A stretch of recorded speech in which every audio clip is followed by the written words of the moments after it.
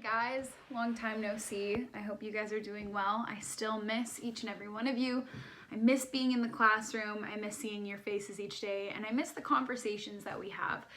That's probably my favorite part of teaching, when we just get to sit and chat and talk about cool topics with one another, and I'm really missing that right now. But we are going to be doing the best we can with what we have got. So today I'm in a very not formal video position thingy here.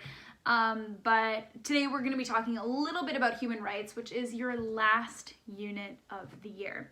So I'm going to be teaching you a little bit about human rights in Canada, human rights in other places, and then you guys are actually going to be doing a bit of a research project, and then I think we'll be close to done. So you learned a little bit about what human rights are and why we need them in that video that I sent you guys last week. So if you don't quite remember, head on back to that video that I posted in Teams.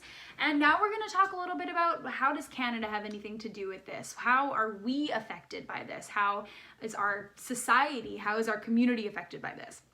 So the first thing that I want to go over is Canada's past. When the Dominion of Canada was created in 1867, it looked very, very different than it does today. You're going to learn all about that in grade 11, but let's just travel back in time for a little bit right now.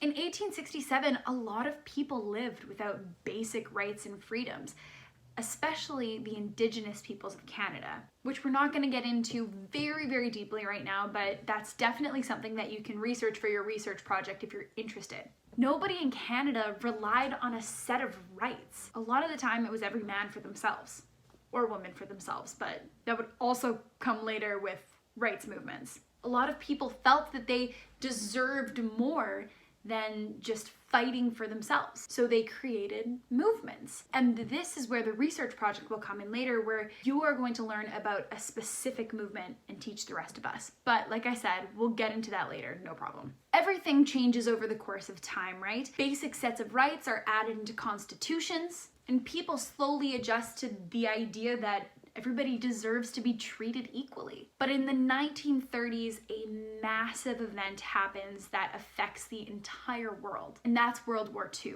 Now, a lot of us know about the history of World War II, and a lot of us know about the massive injustices that happened to a wide group of people. We're not going to be going into that right now, but if you are confused about the history of World War II and exactly what was the Holocaust and what happened there, I'm going to be linking a video down below. So if you are unfamiliar with World War II and the Holocaust and what a genocide is, I'm going to be linking a video down below. So after the Holocaust happened, obviously there were millions and millions and millions of people that had suffered. People around the world saw this and they thought, this can never happen again. So something called the United Nations was created. 51 original countries got together and created something called the United Nations. And basically what it was is it was a bunch of countries that came together in order to solve conflict without having to go to war. Their main goal was to create peace in the world. This wasn't the first global group to exist that had that goal.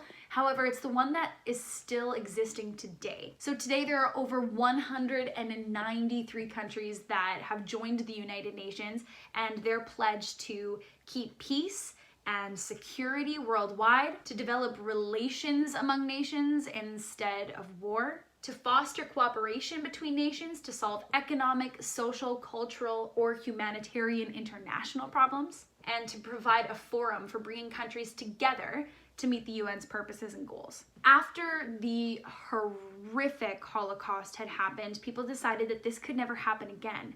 People deserve rights, not just this country or that country. Universally, people deserve rights. So the United Nations created something called the Universal Declaration of Human Rights. They created this in 1948, and what it is a common standard of rights that everybody deserves to have. It set out for the first time in history fundamental human rights that belong to everyone. Now, the Universal Declaration of Human Rights isn't law. It's merely a suggestion that many countries have adopted. However, there are many countries still that do not see the Universal Declaration of Human Rights as valid. Now, Canada was a part of the United Nations in 1948 when the Universal Declaration was signed, but we did not have our own charter until the 1980s, which is what we will be talking about on Wednesday. So make sure you stay tuned to that.